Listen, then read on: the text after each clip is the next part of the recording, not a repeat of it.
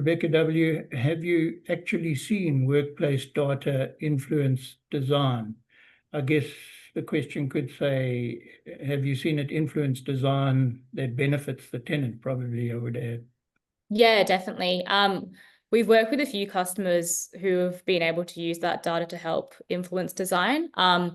So for instance, with a kind of Australian telco company, we've been able to work with them, and they've actually used that data to then inform their next office location. So taking all that existing data they've sort of been able to collect over a long time, and they've sort of been with us for upwards of 6-7 years or so. And so using that data, they're able to either take that to sort of designers or architects to then inform the needs that they have. And so often that can be really practical, such as, meeting room sizing, even to being able to right size for the specific teams that they have. So, we know that sales teams might have different requirements to accounting teams, for instance. So, where you've got sales teams, you might have more phone booths, meeting rooms, because they're often in a more conversational role compared to perhaps, a finance team that might need more specific things around their desk. So all of those tools and all those levers, we've definitely seen help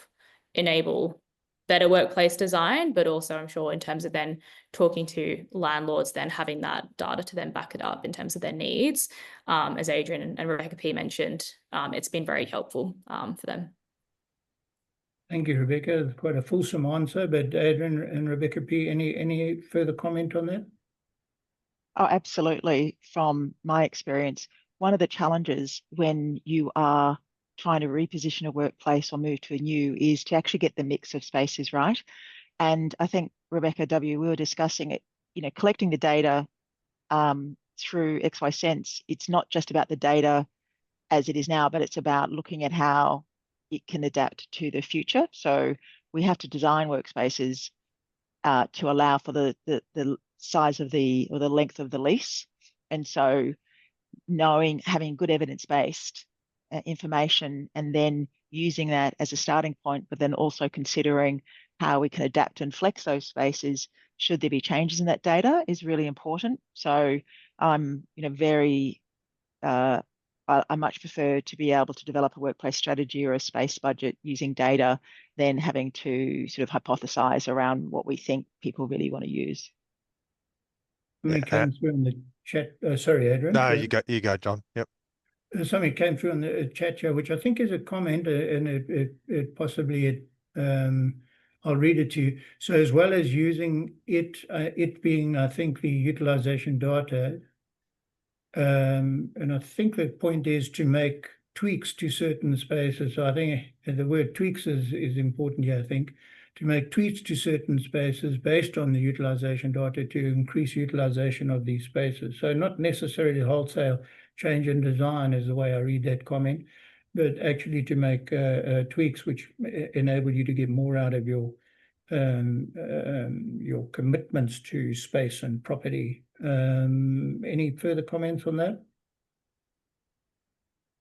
I think that was your crawl or walk, wasn't it, Rebecca W.? Yeah, absolutely. So in terms of sort of being able to make those tweaks, it is that kind of low-hanging fruit where, you can make those small changes, which then create that difference for utilization. I think in this instance, Sarah might be sort of referring to a few meeting room changes. So for example, there might be concerns that, some meeting rooms are more in use versus others. And it's around how is that meeting room perhaps designed, or even the technology that's in those meeting rooms. Or the furniture. Exactly, yeah. Having access to those information points can then open the door to understand deeper what are those tension points and those friction points that your employees are actually seeing. Because if there is one room or so one desk that has very low utilization, it really allows for that conversation to play out where you can sit in that desk and you can see, oh yeah, there's no keyboard, there's no mouse, the screen's always funny, the chair's a bit uncomfortable, those sorts of things. Which don't necessarily get reported or sort of surfaced up for facilities teams or workplace teams, but can really make that practical difference just in terms of, yeah, we don't actually need X number more meeting rooms or whatever it is. It's how are we looking at those spaces and using the data to help inform those conversations as well. So I think, Rebecca W., we were talking earlier about piloting. So we've definitely worked with clients in the past where we've piloted a number of different furniture settings, so different types of furniture. And then through observing the data, we can see on the pilot floor the spaces that are utilised more, or the work settings or types of meeting rooms. And then for the whole project, then rolling out that piloting information for the subsequent floors to make sure that we've fine-tuned it and we've got the mix right.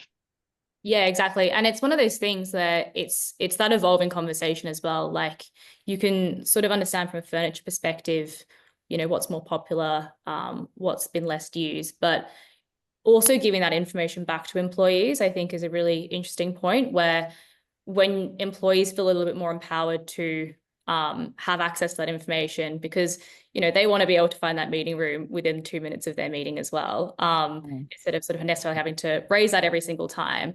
Having that exchange in information and sort of enabling people to make those smart choices as well, then results in better utilization overall, as well as sort of reducing those friction points for most people.